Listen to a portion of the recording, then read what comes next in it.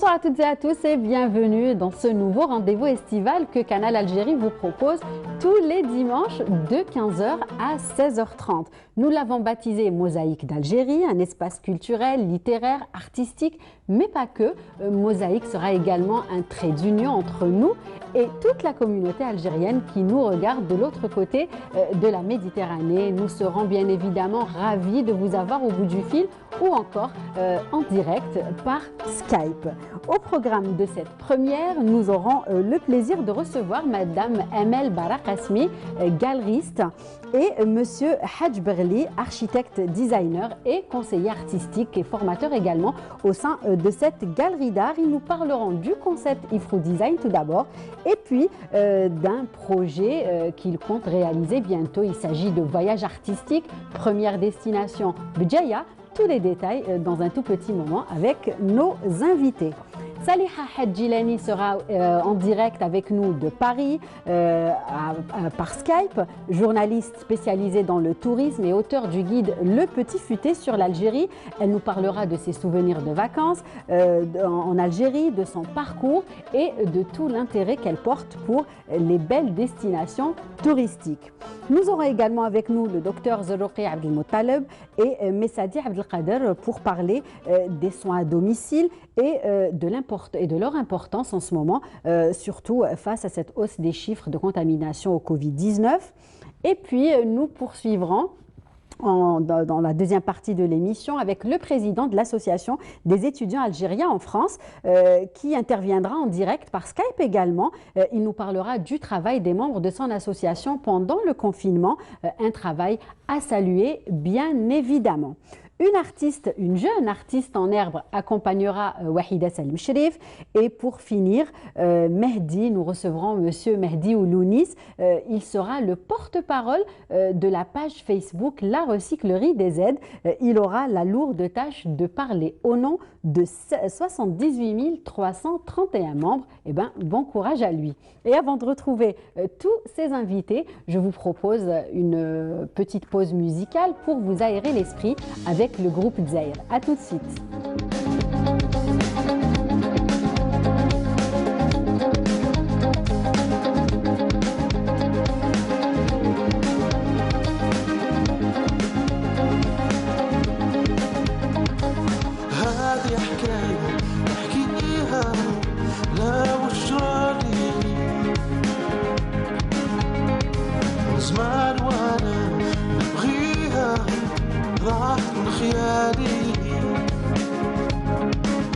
هذه حكاية نحكيها لا وش جرالي من زمان وانا نبغيها راح من خيالي علاش ما صبرت عليها علاش ما قدرت نعيش الا بيها علاش ما صبرت عليها نروح وننسى ليها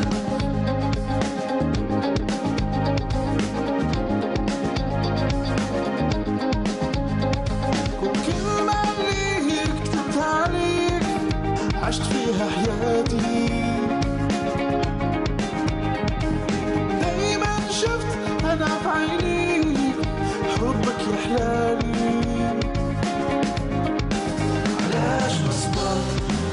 عليها علاش ما قدرت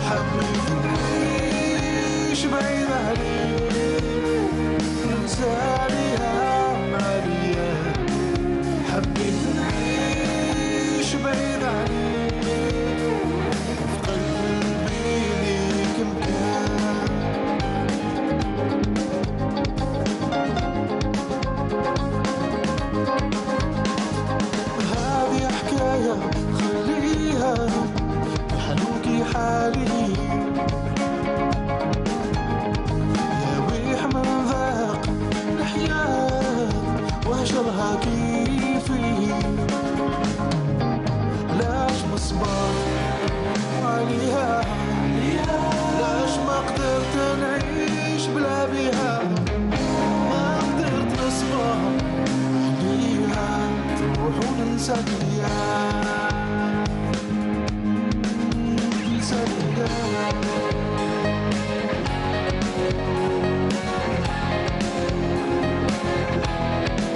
حبيتني شبعين عليك ننسى الأيام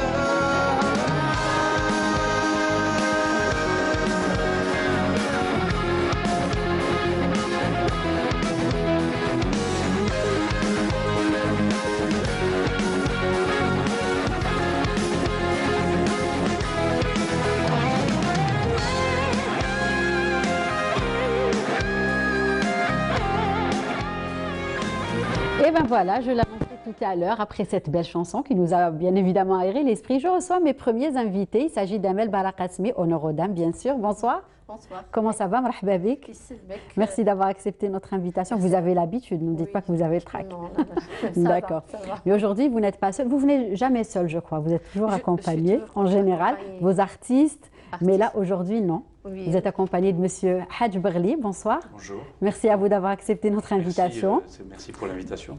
Donc, je le disais tout à l'heure, vous êtes architecte designer et aussi conseiller artistique au sein de la galerie Ifrou. Entre autres, Oui, vous formez également, vous venez de me le dire, donc on va parler de tout ça. Donc si vous êtes là aujourd'hui, c'est pour justement parler du concept Ifrou Design en premier et puis d'un projet qui va se réaliser bientôt. Après le confinement. Voilà. Donc on va commencer par votre galerie qui a ouvert il y a une année, je pense, février 2019. Une année et demie. Voilà, donc avec une belle exposition.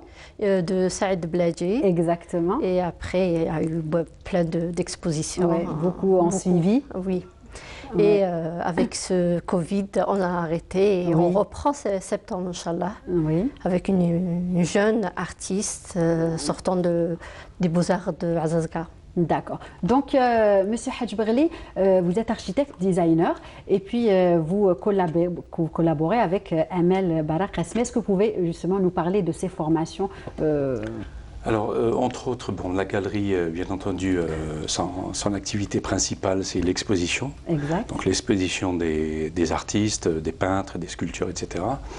Et on a fait rentrer une activité qui était un petit peu la formation en décoration intérieure. Bon, la formation, c'est un bien gros mot.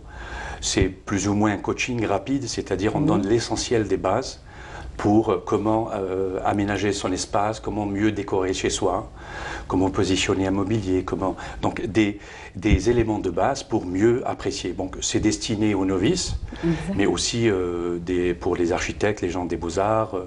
C'est destiné un petit peu à tout le monde. Hein. Donc c'est une catégorie, on va dire. C'est une formation, voilà, c'est un coaching léger, parce que la formation, ça dure quand même 5 ans. Donc c'est un vrai métier. Hein.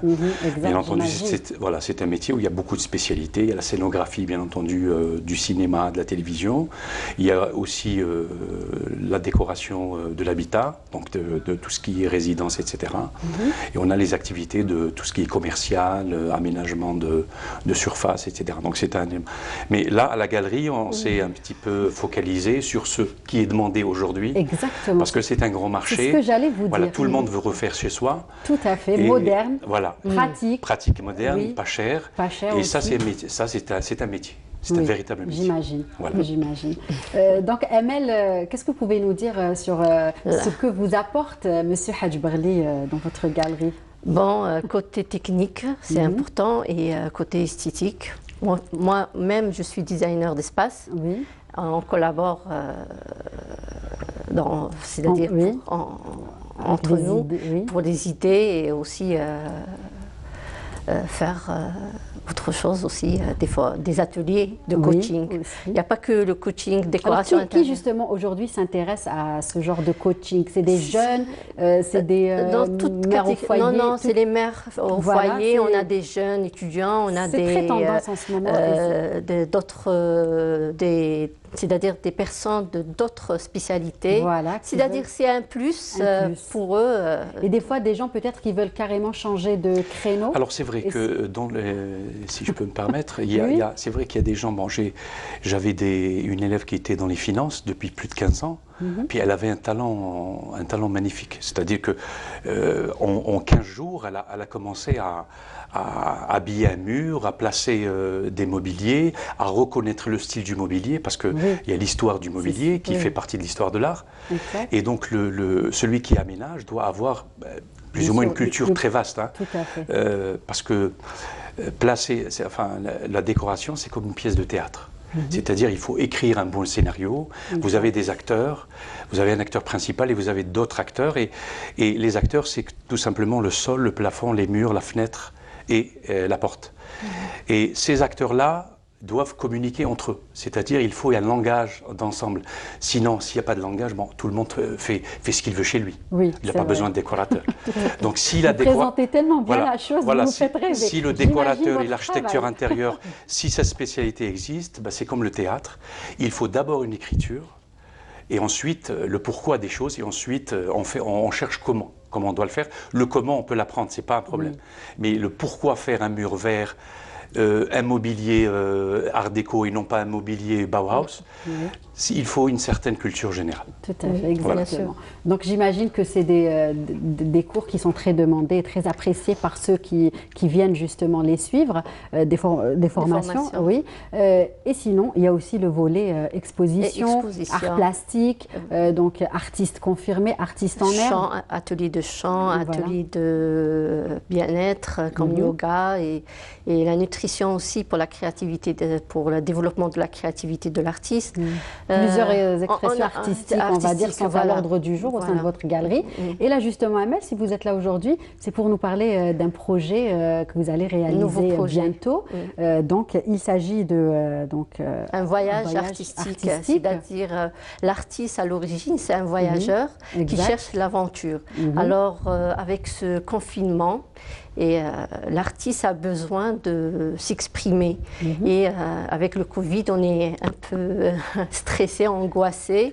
Et ce projet va laisser l'artiste s'épanouir et se développer et nourrir son imagination et se développer sa créativité, sa capacité de créatrice. Et le projet commence par, c'est-à-dire le départ. Donc en fait, déjà, vous avez pour commencer, on va commencer par le début, il fallait choisir une destination. Donc changer de décor, ne pas rester dans son confort, on va dire. C'est-à-dire, moi j'ai pensé, parce qu'avec le confinement, on est cloisé dans un cube. Et l'artiste a besoin de respirer, alors la nature, sortir vers la nature. Et chercher la destination, j'ai Budjaya. Pour une première, on va dire, c'est la Budjaya parce que c'est ma ville natale.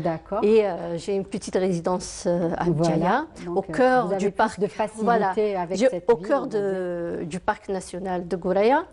Et j'ai pensé pourquoi pas profiter de ça avec les artistes. Exact, surtout en cette période estivale qui va plaire. Non, c'est un projet de toute l'année, des séjours de 2 jours à 10 jours maximum. Et c'est vraiment aventure, c'est pas touristique. On n'est pas des touristes, des voyageurs. C'est des aventuriers. Et c'est-à-dire, on prend nos sacs, nos matériels, peinture, dessin, photographe. À l'aventure, aller à l'aventure. À l'aventure, on s'arrête quand le cœur est attiré par cet endroit ou par un lieu précis. D'accord. Donc, quelles sont les destinations, justement, les haltes, on va dire, que vous avez choisies? Bon, le départ, c'est Alger. D'Alger, après, on fait un arrêt à l'Akhdariya. Et après l'entrée de Budjaya, l'Qsar. Oui, voilà, on peut voir les photos là. Voilà, ça c'est Aouqas, c'est Melbou. Oui, d'accord. Et ça c'est un site dans le programme. C'est ça. C'est un atelier d'un artiste, c'est un prof aux Beaux-Arts. Comme il réside à Aouqas, on va faire, c'est-à-dire, on va passer chez lui dans l'atelier, on va faire vous accueillir chez lui. Et on fait une randonnée Voilà. Et ça, c'est les gorges de l'Khadaria. On fait un arrêt. On fait un arrêt de croquis. On fait soit la peinture ou du dessin.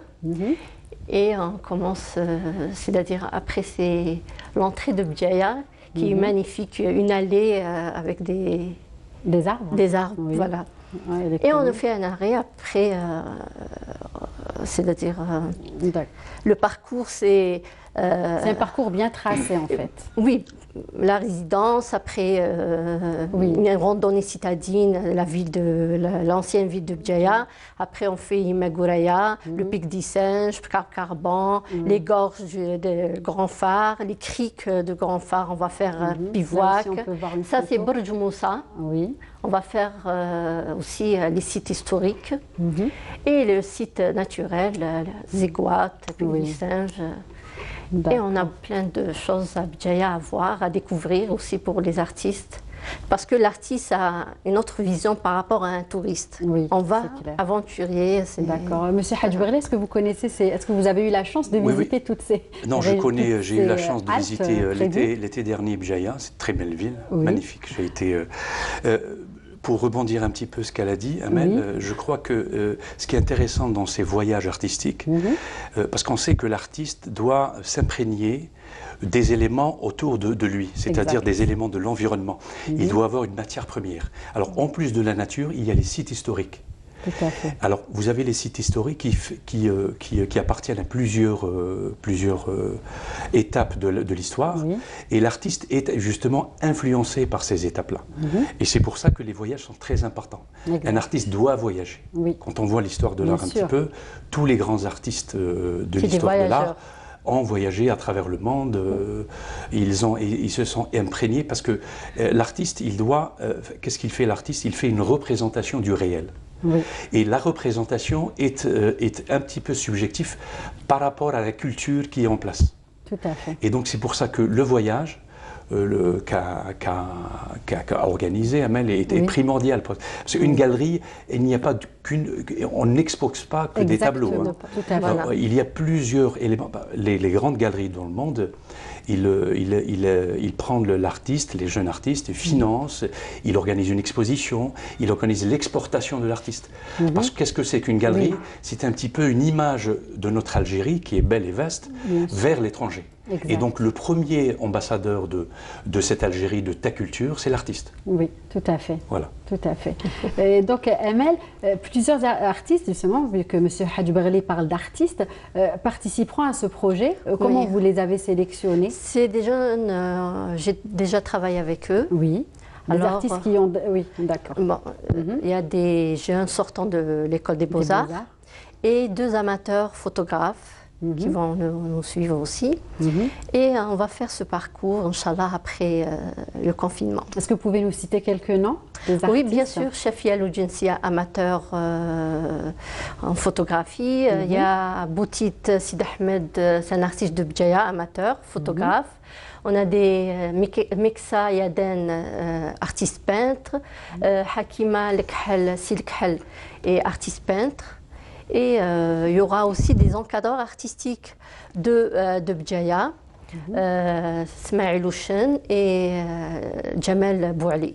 D'accord. Voilà. Donc plusieurs artistes. Sans oublier aussi, il y a Djilali de Moustaghalem, c'est des artistes peintres aussi. D'accord, voilà. Qui va se joindre à vous. Bien sûr. D'accord, très bien. Donc une belle brochette d'artistes, on va dire. Et vous allez également déambuler dans les rues de Bdjaya, Amel? Bien sûr. C'est prévu? C'est prévu. Vous qui connaissez Bdjaya, dites-nous ce que vous allez c'est-à-dire, on va proposer à vos convives. C'est-à-dire, je vais leur montrer Bdjaya dans une autre vision. C'est-à-dire, nous, comme citadines de Bdjaya, c'est-à-dire montrer Bdjaya, comment les gens de Bdjaya vivent réellement à Bdjaya. Alors, Même la gastronomie, ça sera bougiotte. Ouais. Voilà, les Par plats, exemple par exemple, عندنا كيفاش يسموه العصبان. Oui. عندنا Bientôt l'asban. C'est ça, c'est le même. لا مش دواره. فوالا حنا انتم الجي. Moi, gastronomie, je suis pas très forte. الجي تقولي كربابين. حنا نقولوا العصبان تاع سميد. D'accord. Avec des lentilles. Non, non, pas des lentilles, même pas. C'est Bon. la semoule, Je suis vraiment à côté de la menthe. D'accord. Et aussi, on a des gâteaux d'Yen, hein. Par exemple, كعك النقاش, تشارك احنا, c'est... كعك c'est pas تلمسانية, monsieur Hadj Brelli. كعك النقاش. Non, non, pas نقاش. je ne connais pas. Je connais le كعك rond, oui, ça c'est connu. وحنا في بجاي كعك النقاش. كعك النقاش, oui. Il est un petit peu sculpté par-dessus en fait. Voilà. Bon, mais c'est pas la même recette, ça, je pense. C'est pas la même recette, non. Et oui, en plus, les sites les رايحين فيهم, c'est des sites. Donc, et le voyage va durer combien de jours? 10 jours. D'accord, une dizaine de jours. Voilà. C'est maximum, mais au retour, on va faire une exposition en septembre. Voilà, donc tous les travaux qui vont être réalisés, on va les exposer. Les visiteurs pourront le voir au sein de votre galerie. Voilà, parlez-nous justement de ça. C'est-à-dire montrer comme un carnet de voyage. Ouais. C'est-à-dire d'exposer. Très beau. Aujourd'hui, c'est-à-dire on a pensé pour Bjaya. La prochaine fois pour Tarit, oui, et le sud. Et s'il y aura d'autres destinations, d'autres villes qui nous font, c'est-à-dire appel, il n'y a pas de problème. C'est-à-dire on s'ouvre. D'accord. Et sinon, à part donc ce voyage que vous allez réaliser bientôt, qu'est-ce que vous prévoyez comme activité au sein de votre galerie, des expositions, des rencontres littéraires aussi? Vous avez organisé de nombreuses rencontres littéraires. Voilà. Oui. On a fait des. Hadj Brelli, est-ce que vous avez assisté à ces rencontres? Oui. Est-ce que vous pouvez nous parler un petit peu de ça? Oui, et là, je crois que j'ai assisté à, je ne me rappelle pas, un livre, donc c'était sur Bjaya, justement. C'est un membre de ta famille qui a, je ne me rappelle pas du nom. Voilà. Il a fait un livre sur... C'est-à-dire, ils viennent dans la galerie pour présenter l'ouvrage, et puis il y a un débat, juste après. C'est-à-dire, il y a un débat d'abord autour du livre, et des fois il y a un débat autour d'une exposition. Tout à fait. D'ailleurs, c'est pour ça que, bon, nous, c'est un petit peu particulier chez nous, hein, les expositions, parce que à chaque fois qu'on m'invite dans un vernissage, bon, il y a les gâteaux, le café, etc. Donc tout le monde rit, on s'embrasse, et puis on oublie le débat. Parce que dans une exposition, en réalité, c'est le débat critique. Bien sûr. Oui. On est là, mais quand un ami m'invite, très difficile de faire une autocritique de son travail. On va dire. Donc on reste subjectif. D'accord. Donc ce qui nous manque un petit peu, c'est un petit peu d'oublier un petit peu que c'est un ami qui a exposé et de regarder le tableau d'une manière raisonnable. Oui. Ça viendra avec le temps, je pense. Oui, donc... et on aura des ateliers aussi, hein. Il y aura beaucoup d'ateliers. Et des expositions, on ne va pas arrêter. Chaque 21 jours, une exposition. Oui. Le programme, on a le programme jusqu'à mai 2021. D'accord, voilà. Inch'Allah. Inch'Allah. Très bien, donc plein d'activités au sein de la galerie Ifro Design. Sinon, Monsieur Hadj Brelli, qu'est-ce que vous pensez justement de ce concept qu'Amel a innové, on va dire? Bon, d'accord, d'abord, Amel, elle a du courage. Oui, parce que gérer une galerie, dans notre pays, c'est pas une chose facile. D'abord sur le plan rentabilité, très difficile, surtout avec le Covid. Oui, donc déjà courage. Ensuite, il faut la rentabiliser, une galerie. Hein. Elle a des charges, elle a des charges fixes, des charges variables. Vous êtes au centre-ville, à Karim Belkacem, c'est ça? Voilà, elle a un très bon emplacement. Exact. Bon, bien entendu, avec un espace un petit peu réduit, mais c'est pas ça. La galerie peut exporter ses activités en dehors de la galerie. Oui, la preuve, c'est qu'elle a fait un voyage.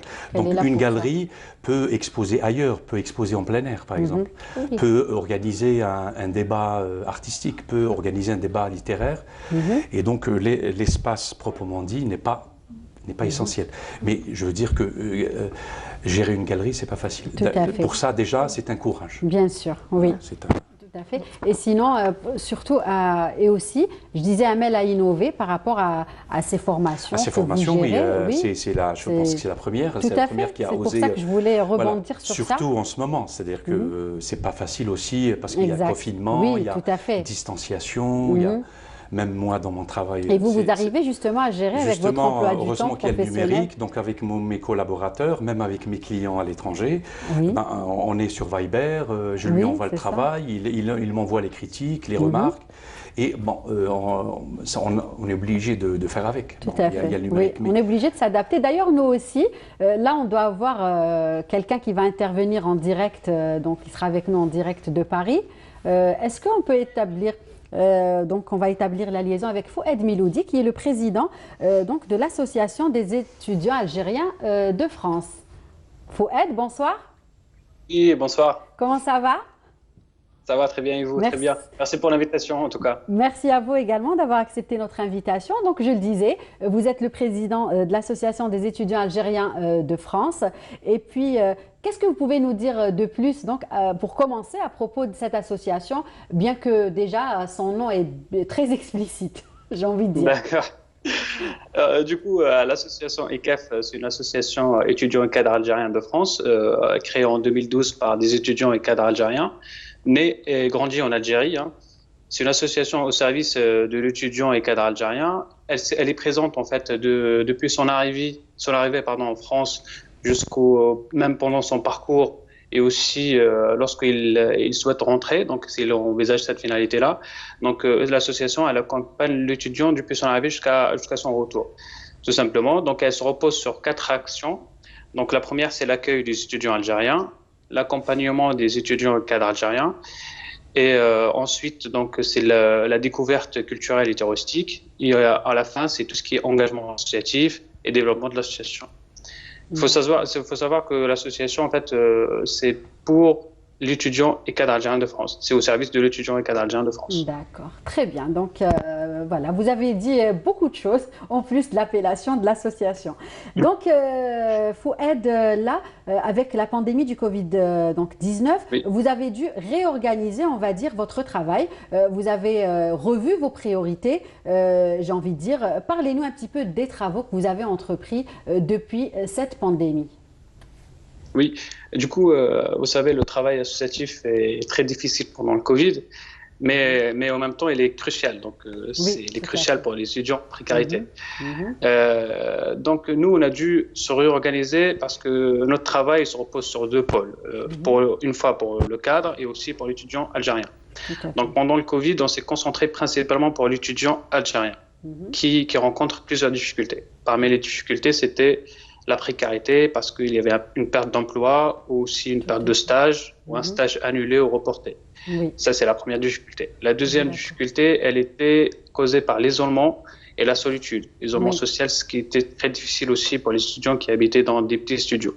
Tout à fait. Et le dernier point, c'était la difficulté à suivre les cours en ligne. Donc, il y avait 3 principaux points qu'on a relevés. Et par rapport à chaque point, on a mis des actions. Donc, la première action pour les étudiants en précarité, nous avons mis en place 3 actions. Donc, la première, c'était une aide financière. Grâce aux dons qu'on a reçus, on a fait une aide financière de 50 € jusqu'à 200 € pour 50 étudiants directement verrés sur leur compte bancaire. C'est des étudiants algériens qui ne sont pas que à Paris, c'est des étudiants algériens partout en France. Partout, Voilà. La deuxième opération, c'était donc une plateforme de parrainage. Ça veut dire qu'on a mis en fait une plateforme pour que chaque cadre algérien prenne en charge un étudiant en précarité. Ça représente, par exemple, le cadre va appeler l'étudiant déjà pour le sortir un peu de son isolement, va l'aider psychologiquement ou financièrement. Donc pour cette opération-là, nous avons aidé indirectement 220 étudiants. D'accord. Et la dernière action, c'était une opération colis alimentaire pour les étudiants en très grande difficulté en Île-de-France. La première opération, c'était 100 colis alimentaires en coopération avec le consulat général à Paris et aussi la Grande Mosquée de Paris, que je tiens encore à les remercier pour leur aide. Et une deuxième opération de 70 colis aux étudiants algériens avec des chefs d'entreprise ici à Paris. Donc ça, c'est les trois actions qu'on a effectuées. D'accord. Et ensuite, donc ça, c'est les actions directes. Pendant les actions indirectes. Oui. Oui. Et en fait, en même temps, on a offert une plateforme digitale sécurisée à un collectif qui s'appelle Algerian Covid Network. Donc c'est un collectif qui a été fondé par Nselem Mherze, docteur en recherche. Donc c'est un collectif en fait qu'on a hébergé dans notre plateforme. L'objectif de ce collectif, c'est tout d'abord créer un lien entre les médecins d'Algérie et les médecins ailleurs dans le monde. Aujourd'hui, cette plateforme, elle compte 140 médecins, chercheurs ou pharmaciens, donc toute personne dans le domaine de la santé.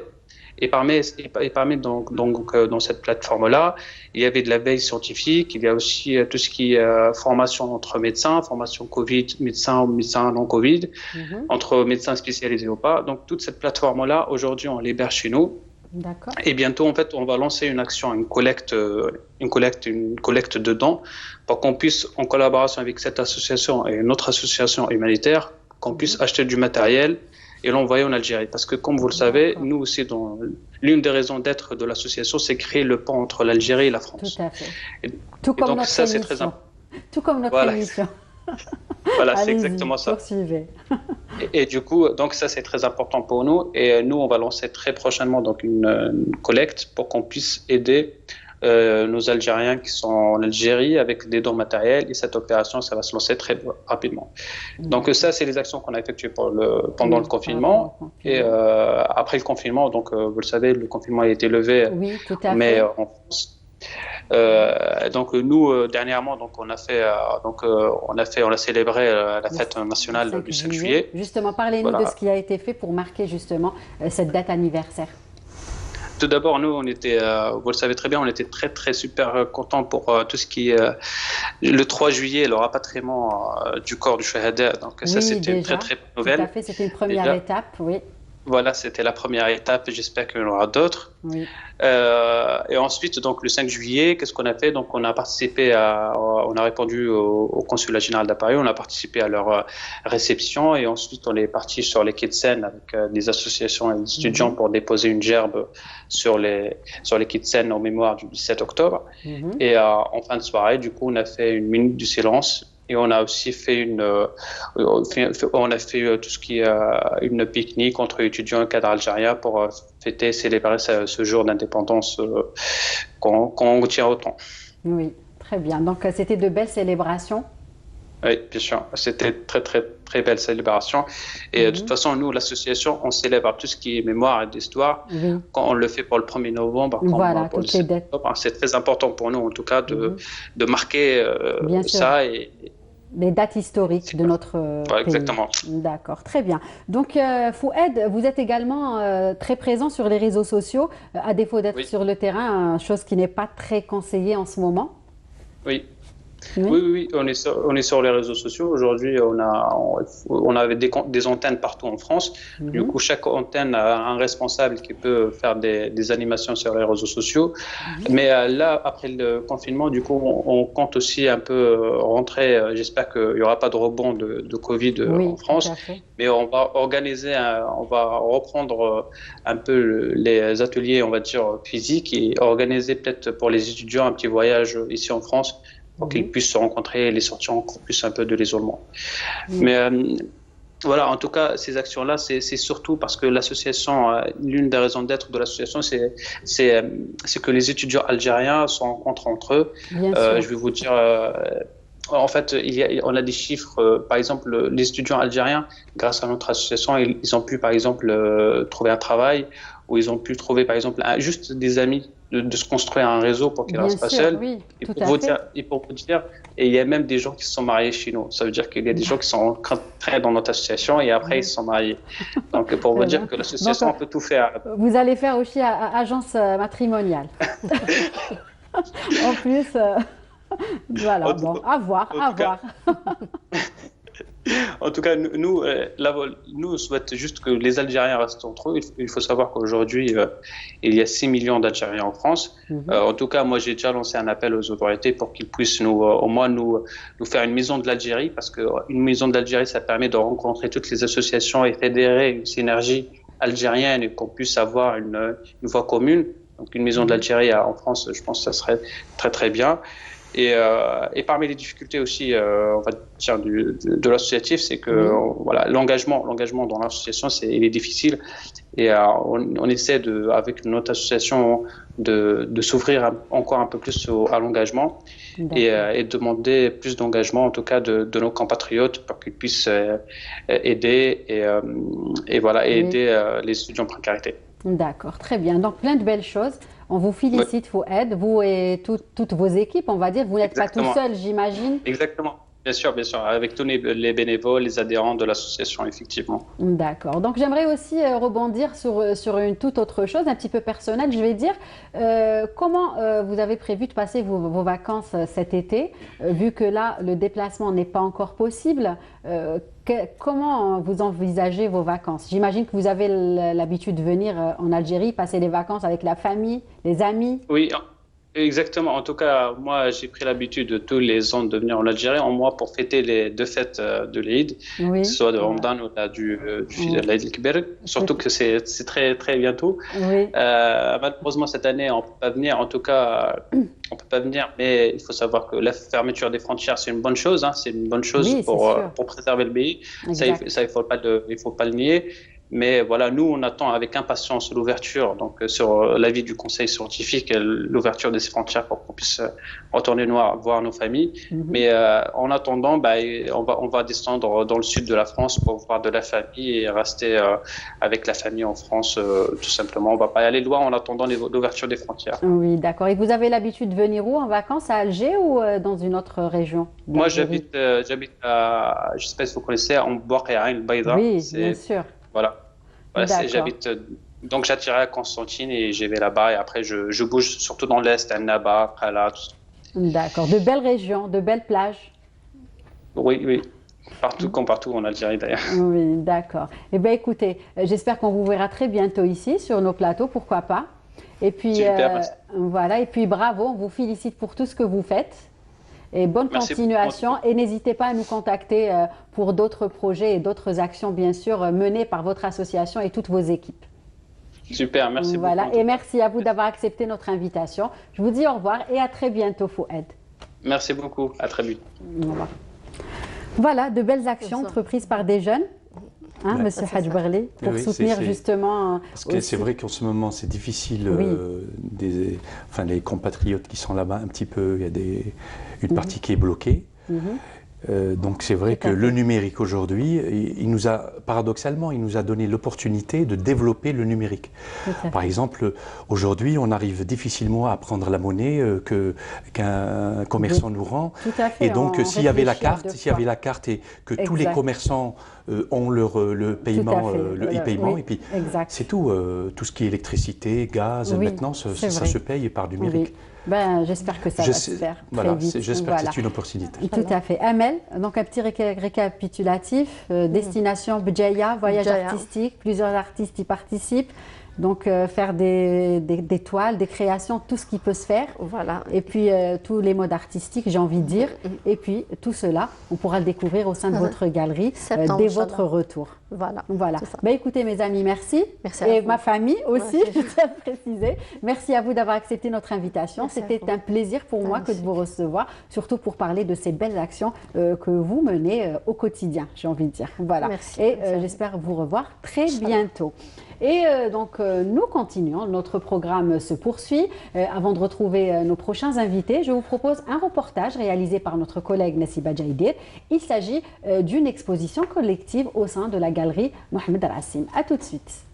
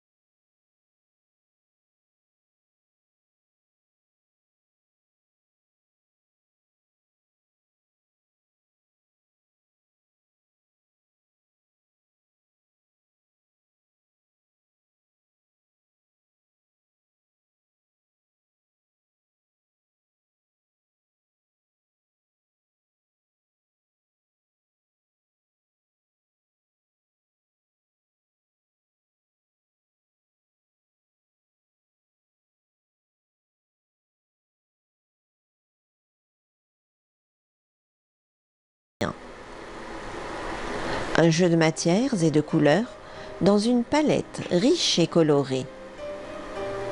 Entre le rêve, la réalité et l'imaginaire, la peinture, un bon moyen d'expression et d'évasion.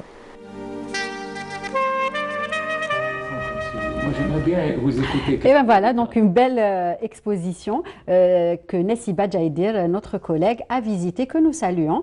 Et puis je reçois mes deux invités, les deux médecins que j'avais donc annoncés tout à l'heure. Il s'agit du docteur Zerouki Abdelmoutaleb. Bonsoir. Bonsoir. Merci à vous d'avoir accepté notre invitation. Invité, et du docteur Messadi Abdelkader. Bonsoir. Comment allez-vous? Je profite pour saluer les téléspectateurs de Canal Algérie. Merci à vous donc d'avoir accepté notre invitation, messieurs. Donc aujourd'hui, bien sûr, nous allons parler de cette pandémie. Les chiffres n'arrêtent pas d'augmenter, donc nous nous intéressons à deux choses très importantes, à savoir avec vous, Monsieur Zerouki, donc des soins à domicile, qui j'imagine sont très importants en ce moment, histoire de désengorger les hôpitaux, n'est-ce pas? Oui, bien sûr, avec une situation qui devient inquiétante. Oui. Donc, normalement, il faut inciter les gens à plus il faut être prévoyant, d'accord? Tout à fait. Donc, limiter justement les déplacements aux hôpitaux pour rien, au risque d'être contaminé alors qu'on ne l'était pas. Exactement. Et puis surtout, beaucoup de civisme de la part de la population, parce que les hôpitaux, ils sont complètement dépassés, débordés. Donc, comment dire, au niveau de notre société, à la Ryan Healthcare, donc on s'occupe ce qu'on appelle les HAD, d'accord? Hôpital à domicile. Donc, actuellement, on a un centre de régulation médicale, un centre d'appel, où il y a une équipe de 10 médecins avec 5 infirmiers diplômés d'État, c'est des TSS. On reçoit des appels et on va en consultation. Donc, vous avez une pochette surprise, d'accord? Tout dépend. Actuellement, le centre de régulation, il a explosé. D'accord, les appels, ils n'arrêtent pas, les citoyens n'arrêtent pas d'appeler. Donc, surtout, c'est pour le Covid. Oui. Et en plus, d'autres pathologies. Oui, en fait, s'ils appellent, c'est parce qu'ils ont des symptômes inquiétants et ils pensent à ça, c'est ça? Des fois, c'est des malades qui sont diagnostiqués. Des fois, il n'y a pas de diagnostic. Ils appellent pour une consultation, ils suspectent qu'ils ont le Covid. Bon, c'est devenu la hantise ces jours-ci. Donc, effectivement, on se déplace. Bon, je dirais que 8 fois sur 10, c'est un Covid. Hein. Fièvre, les signes neurologiques du Covid, les signes gastriques. Donc, on se déplace. Maintenant, pour ce qui est du Covid, maintenant, on propose de prendre ces patients au niveau des structures sanitaires, parce que c'est une maladie à déclaration obligatoire. Oui, tout à fait. Pour faire le nécessaire. Les malades, soit ils sont pris en charge, bon, s'ils doivent retourner chez eux pour un confinement et être traités. Tout à fait, à la maison. À la maison. Bon, on leur propose de faire le suivi. Et effectivement, il y a des malades qui nous rappellent parce qu'ils ont des complications, ils ne savent pas s'ils doivent se déplacer, revenir à l'hôpital pour être hospitalisés et pris en charge sur place, ou bien ils peuvent rester chez eux. Donc on les conseille, on se déplace et on fait le nécessaire. D'accord. Donc, Monsieur Messadi, par rapport au Covid, donc on a remarqué que plusieurs médecins libéraux ont suspendu leur activité. Ce n'est pas votre cas. Donc aujourd'hui, vous êtes là justement pour nous dire comment vous avez fait. Comment on s'y prend là? Est-ce qu'on n'a pas peur? Est-ce qu'on ne se met pas face à un risque? C'est vrai que effectivement, à partir du 18 mars, du 20 mars, tout à fait. Il y a eu une alerte, disons-le, une alerte des pouvoirs publics, du personnel hospitalier, des médecins en général, disant que bon, il y a une épidémie et puis ça a commencé à flamber. Et donc, à juste titre, disons-le, à juste titre, les médecins ont pris un petit peu peur, disant qu'il y a eu un vent de panique. Mais ce vent de panique, à mon sens, il était justifié dans le sens où il n'y avait pas de moyens de protection. Le personnel soignant n'avait pas de moyens de protection.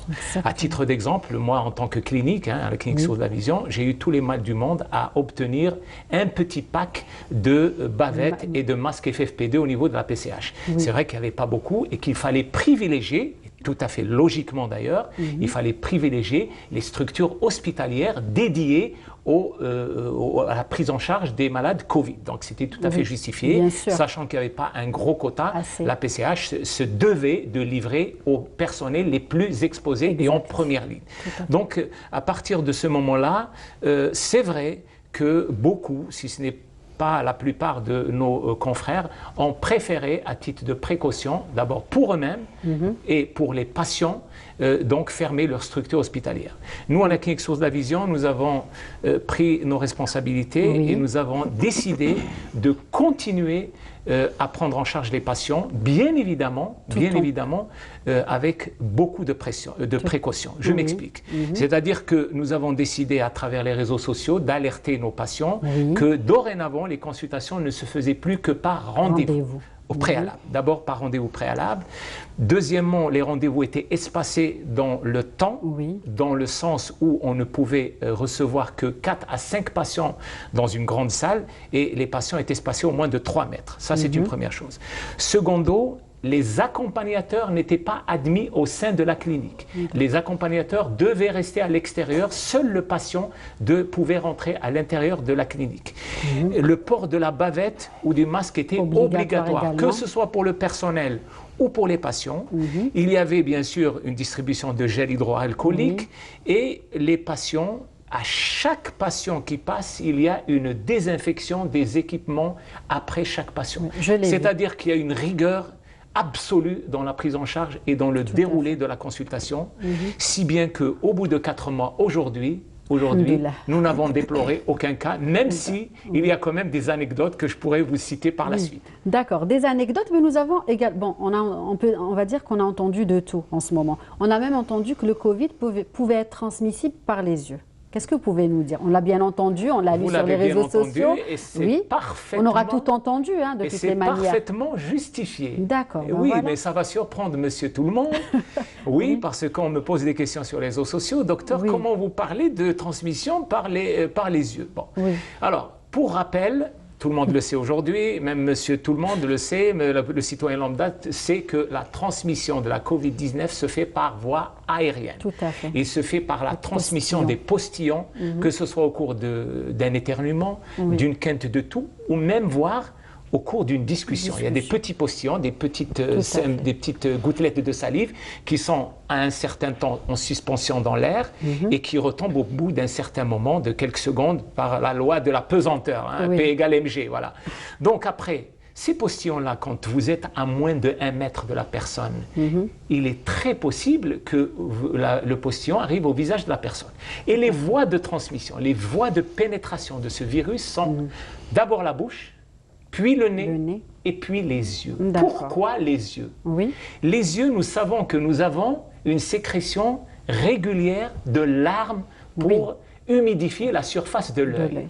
Ça, c'est les larmes, elles servent d'abord pour la vision, elles servent pour protéger l'œil des poussières et des microbes. Mais ces larmes-là, elles sont recueillies par l'angle interne de l'œil et elles rentrent à travers un canalicule pour se retrouver dans la gorge. Et c'est pour ça que quand les gens pleurent, eh bien, ils ont le nez qui coule. C'est pour dire que les larmes rentrent dans la gorge. Et si quelqu'un vous émet un postillon dans les yeux, par la voie des larmes, le postillon rentre dans la gorge et donc vous êtes contaminé.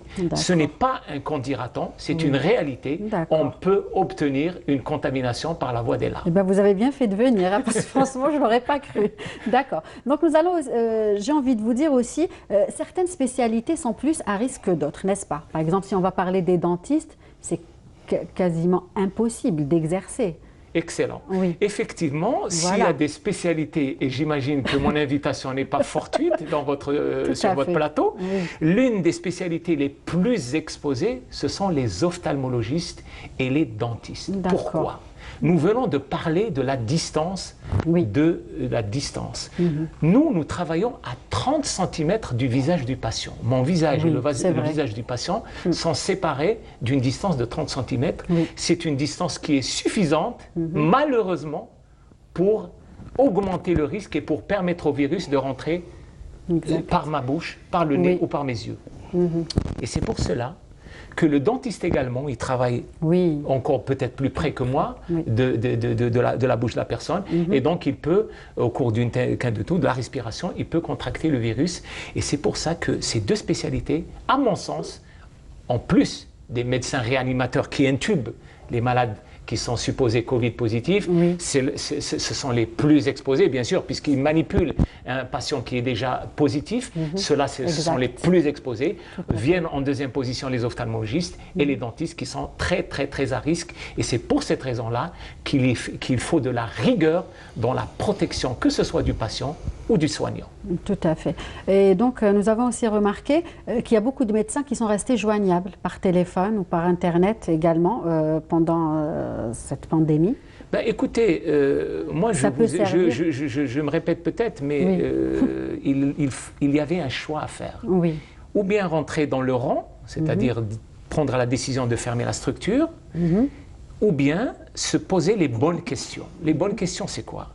Il y a des patients qui sont et qui doivent continuer leurs soins. Je vous donne des exemples très très simples.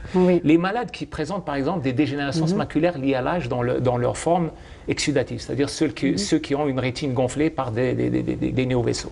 Ces gens-là, on leur fait des injections mensuellement. D'accord, oui. Donc, ils ne peuvent pas rater leur rendez-vous. Sous peine de voir cet œdème de la macula ou ces néovaisseaux encore gonflés davantage et avec un risque accru de perte de la vision. Il y avait un choix. Ou bien on laisse ces patients sombrer dans la mauvaise vision, ou bien on continue à faire les injections. Donc, très bien. Donc le choix était fait. Vous, monsieur Zelloukri, vous n'avez pas de choix à faire. Ce choix, les gens vous appellent. Justement, comment les gens font pour vous contacter et avoir recours à vos services? Il y a un numéro, c'est le 3307. Et puis souvent, il y a un autre numéro qui est sur les sites. Donc c'est un numéro vert? C'est un numéro vert, mais il y a un autre numéro. D'accord, les gens préfèrent le fixe ou le fixe. D'accord, un numéro fixe, oui. Le numéro fixe. Et donc, on nous contacte, ils prennent contact avec nous. Donc, il y a une salle de régulation médicale. Donc, ils tombent sur un médecin. D'accord, justement. Voilà, l'orientation, elle est faite, par le contact du citoyen, du patient. Il appelle, il nous dit ce qu'il a, d'accord. Nous, on est orientés, et puis on envoie le médecin. C'est des médecins régulateurs, urgentistes, d'accord. Ils se déplacent au domicile du malade. Maintenant, s'il faut traiter sur place, il est traité sur place. S'il nécessite une petite intervention aérosol, une petite perfusion, elle est faite. Maintenant, si c'est la profession qui dicte ce qu'on doit faire. Donc, s'il faut l'évacuer vers un centre spécialisé, c'est un cardiopathe, un insuffisant respiratoire, donc il faut qu'il soit dans une structure spécialisée. On fait le déplacement, on a des ambulances équipées pour ça, même pour faire une ventilation artificielle, les malades comateux, il y a tout le nécessaire, il n'y a pas de souci. D'accord. Et donc, vous, quand vous vous déplacez aujourd'hui chez les gens, est-ce que vous vous sentez en sécurité? Est-ce que, j'imagine que vous adoptez tous les gestes barrières, vous essayez du moins de vous protéger, j'imagine. Malgré, on porte, on a nos combinaisons, on a nos masques, on a les lunettes, double masque et tout ce qui s'ensuit. Mais en ce sens, peut-être que le personnel hospitalier qui est tombé malade, il y a eu des pertes humaines. Oui, justement, je voulais aussi parler de ça. On peut dire que le corps médical est endeuillé. On est tout le temps exposé, surtout quand on évacue le malade dans une ambulance, atmosphère confinée, malgré les gestes de barrière, c'est ce qui s'est passé au niveau des hôpitaux. Oui, justement. Mais déjà, vous, là, vous facilitez la tâche, on va dire, aux hôpitaux. C'est-à-dire qu'avec vos services, il y aura moins de gens qui vont aller vers les hôpitaux sans raison. C'est pour leur éviter. Mais justement, les gens, ils appellent pour éviter d'aller aux hôpitaux au niveau des structures sanitaires. D'accord. Donc on fait le déplacement et on fait le diagnostic. Maintenant, je vous dis, si c'est un malade qui nécessite un transfert vers un hôpital, donc on le fait. Il n'y a pas de souci. D'accord. Mais le risque existe et il est grand. D'accord. Bon, on a nos combinaisons, on a tout ce qu'il faut. Mais on ne sait jamais. Bien sûr. Donc, tout est pris, bien sûr, en considération, les gestes barrières, les gestes de sécurité pour vous protéger et protéger aussi vos équipes, j'imagine. Bien sûr. Très bien. D'accord. Monsieur Messadi, donc vous aussi, vous continuez là à exercer? Oui, bien évidemment. On n'a jamais arrêté en fait d'exercer. Et au jour d'aujourd'hui, nous avons toujours la même devise, c'est continuer les soins et adopter toujours les mesures de sécurité pour les patients et pour le personnel soignant. C'est-à-dire qu'il ne faut pas lâcher la garde, comme on dit. Il ne faut pas lâcher la garde et il faut se dire que toute personne, la devise du soignant dans cette période-là, c'est la suivante. Toute personne qui rentre en consultation est un sujet suspect. Exact. Je vous donne une petite anecdote très très simple, ça peut faire sourire, mais en réalité ça dénote tout simplement du niveau de vigilance qu'il faut adopter. Hier, je reçois une jeune femme de 25 ans qui vient me voir, docteur, je veux avoir une prescription de lentilles. Je lui dis, pas de problème, on va y aller, on va faire un examen. Le temps de prendre son nom et son prénom, la jeune dame me pose la question, docteur, est-ce que vous faites les tests Covid? Je dis, mais pourquoi vous me posez cette question? Il me dit, mais en fait, mon fiancé est Covid positif, il est confiné et j'ai été en contact proche avec lui. Je dis, mais mademoiselle, est-ce que vous ne pensez pas que vous êtes ce qu'on appelle un sujet contact et que vous devez, jusqu'à preuve du contraire, vous confiner jusqu'à obtention de votre résultat, parce qu'il faut faire des examens, il faut vous mettre à l'abri, attendre 14 jours avant de sortir. Donc la prescription de lentilles peut attendre. Ça, c'est un exemple parmi tant d'autres. Et il faut savoir qu'il y a une négation de la maladie. Nous recevons des patients qui ont la maladie, mais qui refusent de la dévoiler parce qu'ils considèrent cela comme un tabou, ou peut-être parce qu'ils pensent que nous n'allons pas les prendre en charge, ce qui est complètement faux. Nous pouvons et nous avons reçu des patients Covid positifs à la clinique. Ils nous l'ont déclaré parfois au bout d'un interrogatoire policier, mais nous avons continué à les prendre en charge, tout en mettant tout de même des mesures assez strictes par rapport aux patients, c'est-à-dire un peu de distanciation physique. Et vous me permettrez de rappeler aux téléspectateurs qu'aujourd'hui, l'histoire du confinement, c'est une chose, mais si nous voulons nous en sortir de cette crise de Covid-19, il faut adopter 3 règles. La distanciation physique, ne pas trop se rapprocher des gens, laisser au moins 1 mètre, comme je disais que les postillons ne peuvent pas aller au-delà de 1 mètre.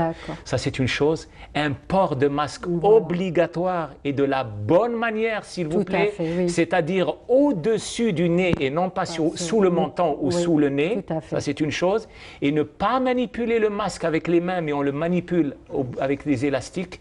Et enfin, après le masque, il faut utiliser de l'eau savonneuse et du gel hydroalcoolique au besoin. Ça, c'est les règles barrières qu'il faut adopter en tout lieu et en tout moment. C'est la seule façon de s'en sortir. N'est-ce pas, monsieur Zebroukli? Oui, tout à fait d'accord, bien sûr. C'est les mesures d'hygiène. Il faut être rigoureux. Pas prendre à la légère, tout à fait. Donc, merci à vous. Et justement, à travers vous, à travers notre émission, à travers notre plateau, nous rendons hommage aujourd'hui à tous, justement, les gens qui travaillent, le personnel soignant, les médecins qui sont dans les hôpitaux, qui travaillent acharnement en ce moment et qui ne s'en sortent plus, on va dire. Donc, on leur souhaite bon courage et nous pensons très fort à eux. Voilà. Messieurs, merci à vous d'avoir accepté notre invitation. Merci à vous. Restez avec... je ne sais pas si on va avoir le contact avec Saliha Hadjilani ou pas. D'accord, très bien. Donc restez avec moi avant de nous quitter. Nous allons donc avoir Saliha Hadjilani qui va être avec nous en direct de Paris. Saliha, bonsoir. Bonsoir, comment ça va? Comment ça va? Vous allez bien? Ça va, Dieu merci. Très bien, on est ravis de vous avoir ce soir avec nous. Donc, je rappelle que vous êtes auteur du guide du Petit Futé sur l'Algérie. Parlez-nous un petit peu de cette expérience, de ce guide, le seul à l'international sur l'Algérie. Comment l'avez-vous réalisé, Saliha? Oui, en fait, c'est un guide que j'écris depuis presque 10 ans. J'y vais tous les ans en Algérie. J'ai de la famille là-bas, bien sûr, à Miliana, aussi à Alger. Et puis, je me balade à travers l'Algérie pour donner des bonnes adresses et des bons plans donc pour le guide et pour tous les Algériens qui veulent redécouvrir leur pays, qu'ils soient en France ou même en Algérie, puisque c'est le seul guide vraiment francophone sur l'Algérie. Et ça me tient vraiment à cœur parce que je trouve que c'est important de garder le lien avec ses racines, justement. D'accord. Donc, Saliha, ce guide est un vrai défi pour vous, puisqu'il vous a permis de mieux connaître l'Algérie, votre pays d'origine et celui de vos parents, n'est-ce pas? Absolument, parce que quand j'étais petite, moi, j'allais toujours à Miliana, c'est vrai. Bon, on va dans la famille, un peu à Alger aussi, mais finalement, je ne connaissais pas Oran, je ne connaissais pas Béjaïa. Je connaissais pas la plupart des grandes villes comme Annaba, etc. Donc là, j'ai enfin découvert le pays de mes origines et c'est vrai que c'est une super expérience, quoi. Franchement, du coup, je suis tombée encore plus dingue de l'Algérie, alors qu'au départ, c'est vrai que on connaît que les mariages et tout. Quand on est petit, c'est un peu ennuyeux quand même. Ouais, d'accord. Donc, Saliha, justement, en parlant de ce guide, quels sont les éléments que vous avez choisi de mettre en avant dans ce guide, qui en fait est une carte postale globale, tout d'abord? Oui, bien sûr. Alors, c'est un gros guide, hein. C'est pas un guide qui fait 100 pages, hein, parce que l'Algérie, c'est un pays immense. Alors, on essaie de mettre en avant, bien sûr, tout ce qui est culturel, tout ce qui est patrimoine à l'UNESCO, aussi bien à Tipaza que dans tout le reste du pays, tous les sites romains, mais également, bien sûr, les musées, tout ce qui est les super restaurants, bien sûr, qu'on teste pour être sûr que les gens, ils soient quand même contents, hein, à la fin. Et puis les hôtels, parce que les hôtels, c'est quelque chose de très important pour les Algériens qui visitent, les Algériens de France notamment, qui visitent l'Algérie, parce que souvent, c'est un petit peu cher, donc on essaie de trouver des hôtels de bon rapport qualité-prix, surtout pour les familles. C'est pas toujours évident, donc voilà. C'est ce qu'on essaie de faire tout au long de l'enquête, en tout cas, c'est ce que j'essaie de faire au mieux. D'accord. Donc, vous revenez, Saliha, tous les 2 ans pour l'actualisation. Comment se fait justement cette actualisation? Elle se fait sur le terrain et aussi, bien sûr, avec des contacts locaux. Dans chaque ville, je connais des gens au fil des ans, évidemment, qui vont me donner tous les bons plans, tout ce qui s'est fait de nouveau. Et puis après, je vais voir le plus anonymement possible, parce que évidemment, s'ils me reconnaissent, c'est pas la même. Hein. Donc j'essaye des fois d'être très discrète, je mets des lunettes, des petites casquettes, voilà, parce que sinon, puis bon, j'ai changé un peu de couleur de cheveux, alors on sait jamais. Mais c'est vrai que des fois ils me reconnaissent, mais j'essaye vraiment d'être discrète pour avoir vraiment les meilleures adresses, parce que c'est évident que s'ils me voient, c'est pas la même. Hein. Donc, voilà. D'accord. Et justement, Saliha, en parlant d'adresse, je voulais un petit peu revenir sur votre parcours. Donc vous êtes algérienne et puis là, vous vous épanouissez dans votre domaine, j'ai envie de dire. Oui, absolument. Donc, je suis journaliste touristique et donc maintenant, je suis un peu dans d'autres médias aussi, puisque tous les matins à 7h50 cet été, je suis sur RMC, la radio en France. Donc, je présente une chronique sur le tourisme en France, chaque jour une destination différente, depuis le 13 juillet jusqu'au 21 août. C'est également sur RMC Découverte, la chaîne de la TNT en France, Canal 24. Donc, j'invite tous les téléspectateurs, s'ils sont matinaux, à me regarder ou alors de regarder sur le replay. En Algérie, je crois que c'est accessible aussi sur les box. Et puis, j'ai une émission sur Beurre FM, c'est très important. Donc, pour moi, c'est le pont entre l'Algérie et la France. C'est très important parce qu'en fait, la communauté algérienne écoute beaucoup cette radio ici. Et donc, ça permet vraiment de donner des informations, surtout en ce moment, sur ce qui se passe en Algérie. Donc, tous les vendredis, on a une émission de 10h à 11h en direct avec l'Algérie qui s'appelle Live from Algeria, donc en direct de l'Algérie. Donc, j'appelle des gens en Algérie de différentes villes. Donc, j'anime cette émission avec Philippe Robichon et Manu Mariani tous les vendredis de 10h à 11h en France et de 9h à 10h en Algérie. On peut aussi l'écouter sur le site internet de Beurre FM, beurrefm.net. Et donc là, on va parler à des gens de Béjaïa, d'Oran, d'Alger, à des médecins, à des civils, à tout le monde pour savoir vraiment ce qui se passe. Et puis surtout pour rassurer les familles ici qui entendent un peu tout et n'importe quoi. C'est vrai que ça fait un peu peur quand on est loin. On ne peut pas en ce moment se rendre en Algérie. Les vacances d'été, c'est fichu. Tout le monde est déprimé ici parce qu'on se dit mince, on ne peut pas voir la famille, on ne peut pas aller à la plage, louer le bungalow comme d'habitude. Et là, tout d'un coup, au moins, ils ont cette information. Bien sûr, il y a votre chaîne Canal Algérie qui fait un travail remarquable d'information aussi et qui est regardée en France. Mais si vous voulez, à la radio, bon, c'est vrai, les gens, ils sont dans la voiture des fois et puis ils se disent ah, ça va quand même, ça se passe pas si mal. Mais là, on est tous très inquiets parce qu'on sait que le Covid, il est en train d'augmenter. J'ai l'impression que les Algériens, ils n'ont pas forcément conscience que c'est grave ce qui se passe et qu'il y en a plein qui ne mettent pas le masque. Moi, j'ai juste envie de faire passer ce message. Mettez le masque. Il n'y a pas de complot. Le Covid, il existe vraiment et il se transmet vraiment. Nous, en France, on a eu le confinement et franchement, on en est sortis. On a peur d'être reconfinés parce que là, il y a des gens qui, pareil, ne mettent pas le masque. Donc, faites pas la bêtise de ne pas mettre le masque. C'est vraiment un gros problème et faites attention à vous. Protégez-vous et protégez vos proches parce que je sais que les hôpitaux sont un peu saturés et ça risque d'être vraiment un gros problème. Quoi. Voilà, tout à fait. C'est une situation très particulière que nous vivons en ce moment. Et puis, à chacun, justement, de prendre ses précautions et donc porter le masque, les gestes barrières, à ne pas prendre à la légère. Saliha, on peut également vous suivre donc à travers des podcasts. Voyage. Oui, merci de le rappeler, j'allais presque oublier d'en parler. Donc oui, effectivement, j'ai une chaîne de podcast voyage que j'ai lancée il y a 2 ans. Donc ça s'appelle les Pod Trips de Salia, donc les Pod Trips de Saliha, mon prénom, voilà. P-O-D-T-R-I-P-S, plus loin Saliha. Donc j'interviewe quand je voyage, et là c'est pas en ce moment, un peu partout dans le monde. J'interviewe des gens que je trouve passionnants. Alors je suis allée à Miami, à Cuba, à Hawaï, etc. Et à chaque fois, donc il y a une interview, un entretien où la personne raconte vraiment la destination dans laquelle elle vit et puis tout ce qu'on qu'on peut faire dans le pays en question. Et puis plus récemment, j'ai fait des podcasts voyager en France parce qu'il faut bien dire les choses, on ne peut pas trop voyager loin en ce moment. Oui. Donc il y a plein de destinations en France qu'on peut retrouver. Récemment, Granville en Normandie, j'ai fait Toulouse, Bordeaux, et puis ça se complète bien avec le travail de présentation, de destination que je fais sur RMC en ce moment. Oui. Voilà. Donc, et vous avez... demain, à Toulouse, à 7h50 sur RMC Découverte RMC. Oui, vous avez également consacré un numéro à la ville de Cherchell. Évidemment, alors ça c'était sur ma chaîne, en fait sur le site milleetunedécouvertes.com oui. Où si je fais des interviews vidéo et c'était génial avec Nesrine, une journaliste de chez vous qui m'a raconté. Nous saluons ce soir, oui, une collègue, Nesrine Ben Saïdi, que nous saluons. Oui, donc elle a fait... Dans la Casbah notamment, elle avait fait un reportage pour Canal Algérie, pour le JT, c'est comme ça que je l'ai rencontrée. Et comme elle est originaire de Cherchell, c'est une ville que j'adore, avec un patrimoine incroyable romain, un musée qu'il faut absolument découvrir, avec les plus belles mosaïques qu'on peut trouver en Algérie, qui sont dans ce musée, les mosaïques romaines. Donc j'encourage tout le monde à y aller. Et puis c'est une ville avec un joli port, une culture, des mariages un peu exceptionnels, avec une tradition qui est préservée. Donc je voulais vraiment en parler. Elle en a super bien parlé dans cette interview, qu'on peut retrouver effectivement sur YouTube. Exactement. Bah, écoutez, Saliha, merci. Merci à vous, c'était un plaisir. Merci à vous de mettre en avant toutes nos belles destinations touristiques.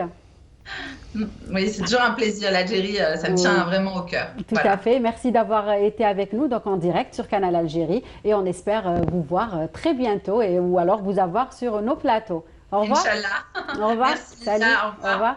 Messieurs, merci à vous d'avoir accepté mon invitation. Merci de l'invitation. Je vous dis à très bientôt. Et avant de nous quitter, une petite pause musicale pour s'aérer l'esprit encore une fois. Et on revient juste après avec nos prochains invités.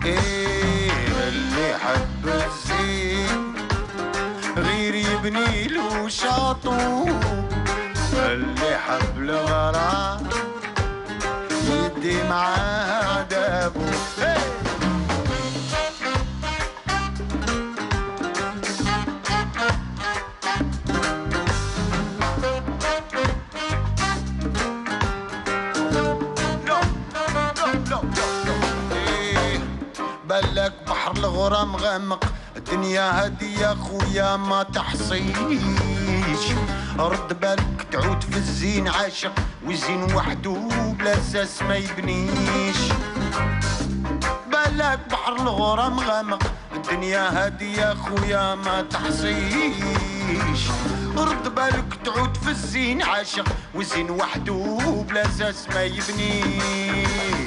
اللي حب الزين يدي معاه بالو اللي حب الغرام يدي معاه عذابه اللي حب الزين غير يبني له شاطو اللي حب الغرام يدي معاه عذابه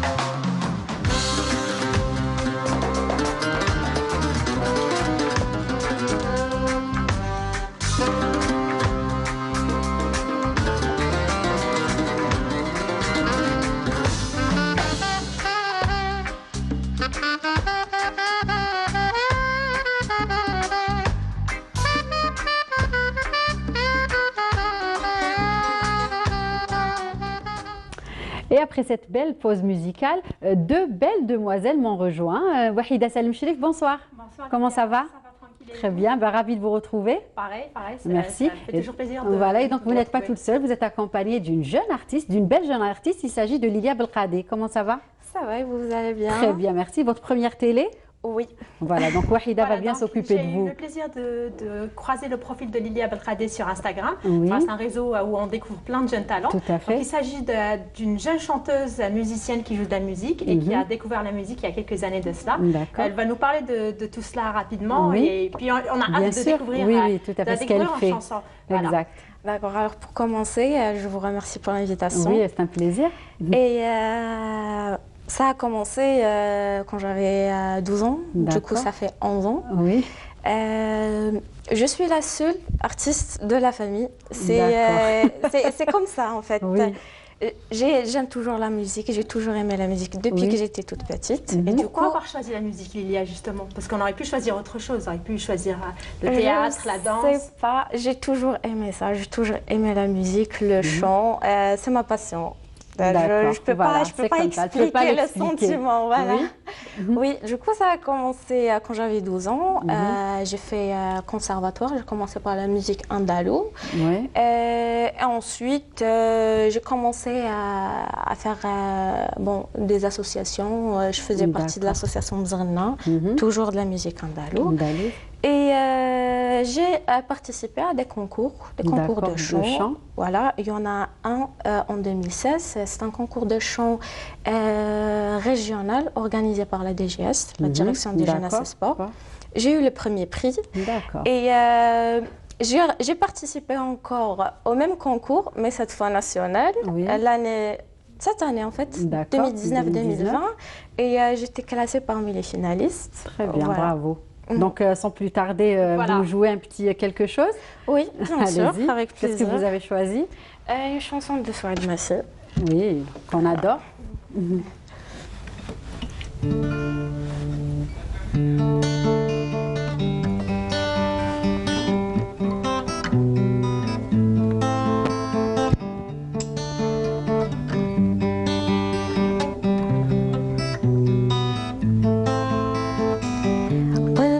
راك تفكر راك مع نورك وحيد الناس زاهية في البحر وانت غايس ورحت لبعيد راه باين قلبك معمر راه باين ما عندك مكسيد اللي موالف البحر مسار طول عمره نار تكيد خلوني نبكي على رايي خلوني نبكي على زهري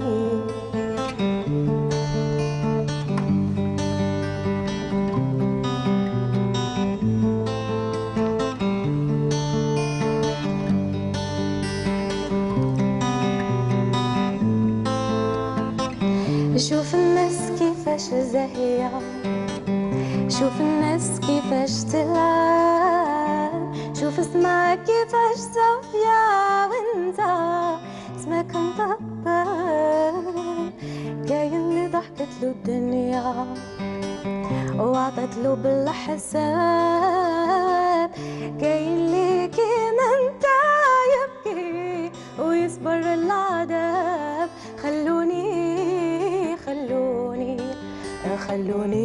نبكي على رايي خلوني نبكي على زهري. Bravo, franchement, vous nous avez emporté avec votre voix douce et cristalline, n'est-ce pas, Wahida? J'ai envie de lui faire les cœurs, mais malheureusement. Oui, donc une autre question. Pourquoi spécialement Souad Massi? Parce qu'en fait, depuis tout à l'heure, on a parlé un peu aux coulisses et vous m'avez beaucoup parlé de Souad Massi. Vous aimez Souad Massi? Oui, en fait, j'ai toujours aimé. J'aime sa façon de chanter.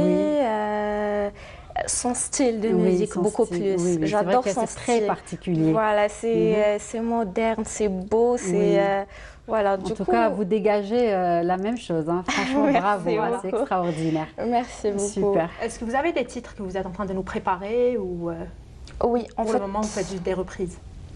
Bon, pour le moment, je fais des reprises, mais je prépare déjà des chansons. J'ai préparé déjà 2 avec mon prof Mohamed Mehanek, qui est mon chef de chœur de la chorale Icosium aussi. En fait, il a eu l'idée de m'écrire une chanson et de la composer pour moi. Et il a dit qu'il aimait mon timbre de voix. Du coup, c'est très particulier. Merci beaucoup. Du coup, on a écrit déjà 2 chansons et il y en a une 3e en route. D'accord. Et on compte bien les enregistrer et les Inch'Allah. Très bien. Bravo, vous souhaite beaucoup de réussite, Inch'Allah. Merci. Franchement, vous êtes bien parti, je vous le dis. Merci beaucoup. Moi, j'aimerais bien écouter un deuxième titre parce qu'on n'a pas beaucoup de temps. C'est bien de l'écouter plus chanter. Donc une dernière avant de nous quitter et on aura sûrement l'occasion de vous inviter pour d'autres plateaux. Franchement, bravo Wahida pour cette découverte. C'était vraiment un coup de cœur pour moi sur les réseaux sociaux. Franchement, Yatek Saha, bien choisi. Allez-y. Ok, du coup, on va changer de style. Oui. Un peu l'occidental. D'accord. Voilà.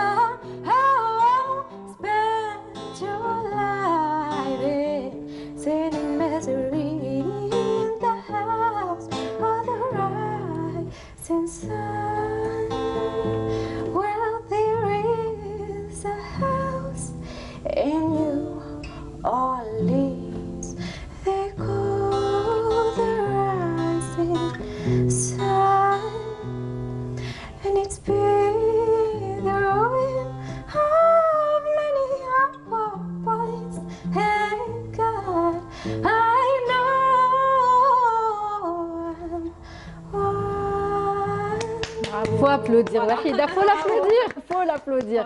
Franchement, bravo, bravo.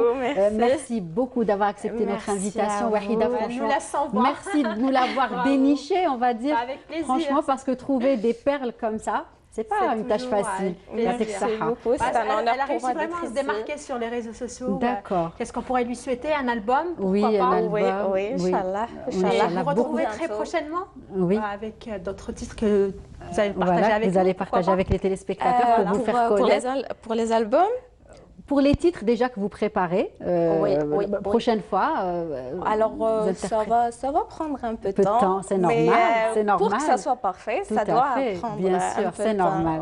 Inch'Allah. En tout cas, nous serons ravis de vous avoir et nos plateaux vous seront toujours ouverts. Merci. Wahida, merci. On vous retrouvera la semaine prochaine, Inch'Allah.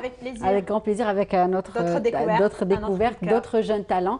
Et puis, l'émission se poursuit. Restez avec nous, les filles. Je vais vous proposer un reportage réalisé réalisé par notre collègue Lamia Bedbouda. Et on revient juste après pour retrouver notre dernière invitée.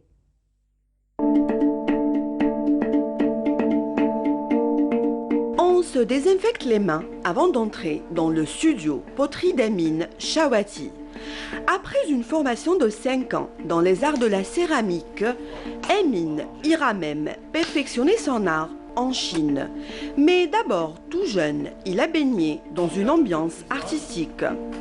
J'ai fait l'école des beaux-arts, option céramique, et en même temps j'ai baigné dans une famille d'artistes, puisque mon papa, ma maman et toute ma famille sont dans les arts. Et particulièrement mon grand-père qui pratiquait la céramique en hobby. Donc ce n'était pas vraiment son métier, mais quand j'étais jeune, chaque week-end, j'allais chez lui et je le voyais avec ses calques, sa faïence, ses oxydes et tout. Quand on est enfant, j'étais très jeune et donc je le voyais très passionné par ce qu'il faisait et tout. Ça reste beaucoup, oui. J'ai des images en tête de mon grand-père en train de faire ses carreaux.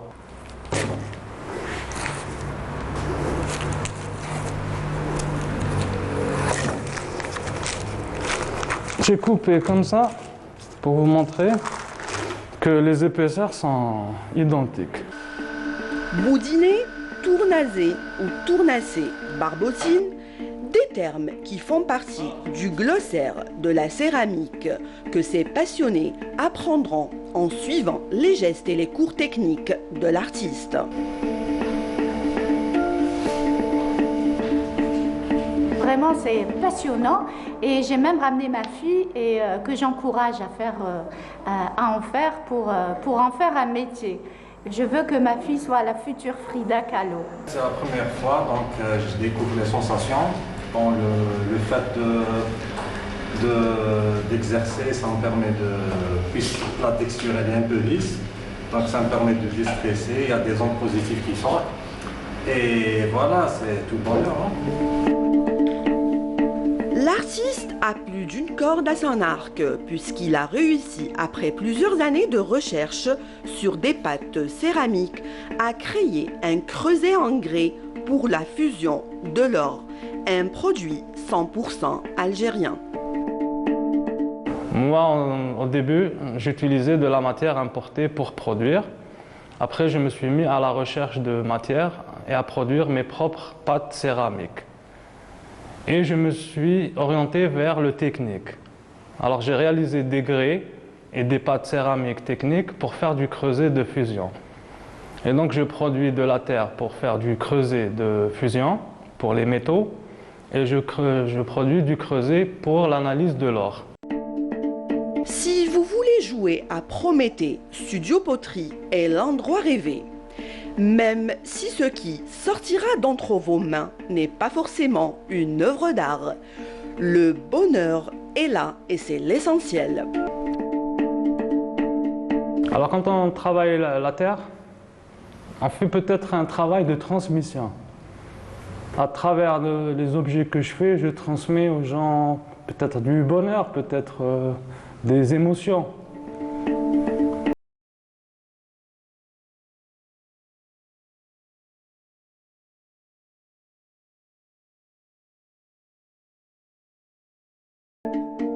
Voilà un très beau reportage réalisé par notre collègue Lamia Bedbouda pour accueillir notre dernier invité. Il s'agit de Mehdi Oulounis. Bonsoir. Bonsoir. Merci à vous d'avoir accepté notre invitation. Je vous en prie. Donc je le disais tout à l'heure, vous êtes aujourd'hui le porte-parole de plus de 70 000 personnes. Ouais, presque, quasiment 80 000. Presque un peu plus, ouais. voilà, Ouais. presque 80 000. Bon, je rigole, bien sûr.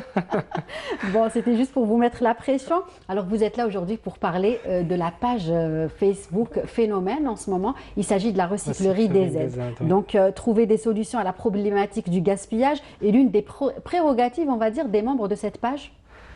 Oui et non. Oui et enfin, c'est-à-dire l'esprit, c'est plus de ne pas aller vers le consumérisme, d'essayer de récupérer le maximum de choses, d'essayer d'échanger entre les personnes et les membres du groupe. Oui. Donc, au départ, l'idée, c'était juste d'acheter, de vendre ou d'échanger des objets qui étaient... qui traînaient, qui sont quelquefois neufs, qui n'ont jamais été utilisés. Servi, c'est vrai. Et au lieu d'aller acheter un objet qui est neuf et auquel on va payer le prix fort, Bien sûr. Donc les gens, ils proposent comme ça des objets qu'ils ont peu utilisés. En gros, la page a commencé comme ça. Ensuite, avec la période du confinement, les personnes se sont retrouvées un peu chez elles et tout. Donc l'idée était de transformer ça en quelque chose de plus positif. Donc les gens se sont mis à récupérer des matériaux chez eux, de vieux meubles qui traînaient et tout, et d'essayer de les remettre au goût du jour, de les enjoliver, de récupérer des vieilles planches en bois pour fabriquer des meubles, pour fabriquer des articles de décoration. Et c'est comme ça que en fait, le boom, disons de la page a explosé. C'était en raison de tout ça. Les gens se sont mis à échanger leur façon de faire. Il y avait des experts en bricolage, d'autres qui n'y connaissaient rien. Et puis, pouvait être le plus gros bricolage du monde. Il y a toujours quelqu'un pour vous apprendre un petit quelque chose là que vous ne savez pas. Donc, Tout à fait. Donc aujourd'hui, comme vous le disiez tout à l'heure, dans une société ultra consommatrice et qu'il devient encore plus chaque jour, donc la tâche d'ancrer cette prise de conscience justement chez les gens est-elle ardue ou au contraire, on l'est tous agréablement surpris ardu, pour nous, ardu, c'était plus au contraire. Nous, on a vu des gens qui commençaient à y prendre du plaisir, de dire voilà, regardez, je suis parti de tel, je voulais un meuble télé. Au lieu d'aller acheter un vieux meuble télé, il y avait ce vieux meuble qui traînait dans la cave ou dans le garage, je ne sais pas. Je l'ai repris, je l'ai retapé, je l'ai poncé, je l'ai repeint et tout, et voilà, ça donne ça. Et des gens, ils sont fiers après de dire, regardez, voilà ce que j'ai fait. Bien sûr. C'est un sentiment de satisfaction qui se retranscrit. Ça donne d'autres idées à d'autres personnes. Tout à fait. Des idées auxquelles ils n'auraient pas pensé forcément. Exact. Donc voilà. Oui, il y a quand même dans notre société et un peu partout dans le monde cette idée que حاجة قديمة genre عيب طرحت voilà تمدها ولا alors que c'est pas vraiment le cas. Plus maintenant, on va dire, on évolue. Ah oui, c'est-à-dire on peut plus continuer à penser qu'il faut toujours acheter du neuf. Tout à fait. Toujours acheter quelque chose qui était produit. Parce que, surconsommation. C'est de la surconsommation. Il faut dire que les marques ont bien réussi leur travail. Tout avec, à fait. Tout le travail de marketing qu'ils font en permanence. Exactement. Voilà.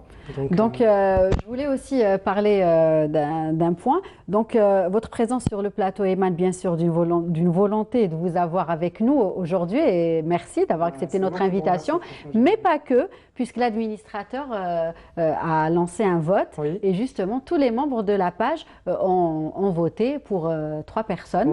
Oui, parlez-nous un petit peu de ça, justement. C'était les, comme on dit, dans un acronyme anglo-saxon, les DIY, Do It Yourself en anglais, c'est faites-le vous-même. Exactement. Donc il fallait élire, ils ont proposé comme ça un nombre de publications qui ont reçu le plus gros, on va dire, le plus gros accueil des membres, engouement des membres de la page.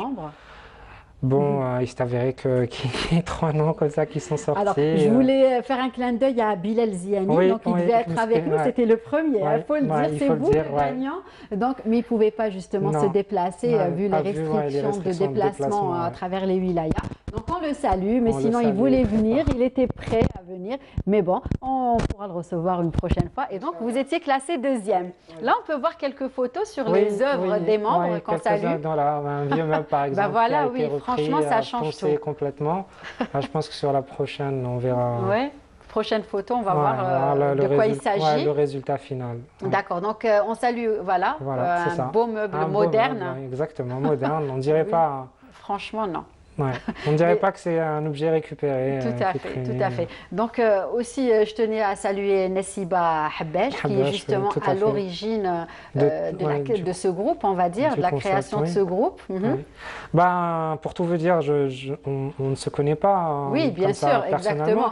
Par contre, via la page. On se reconnaît plutôt dans le projet, dans l'idée, dans l'envie de transmettre un peu cet engouement, cette passion, cette vision qu'il faut arrêter de penser consommation et plutôt récupération, recyclage, apprendre à faire les choses soi-même. Oui. Et on y prend vraiment beaucoup de plaisir. D'accord, très bien.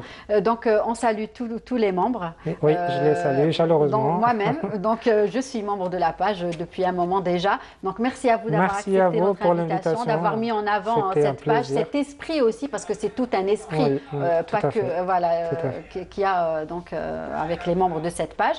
Merci à vous. Donc on salue tous les membres, on salue Nassiba Habesh également, et merci à vous d'avoir accepté notre invitation. Et l'émission touche déjà à sa fin. Merci à vous de nous avoir suivis. J'espère que vous êtes aéré l'esprit en ces temps de confinement. Nous aurons le plaisir, bien évidemment, de vous retrouver la semaine prochaine, dimanche, à partir de 15 h. Soyez au rendez-vous. Très bonne suite des programmes sur Canal Algérie.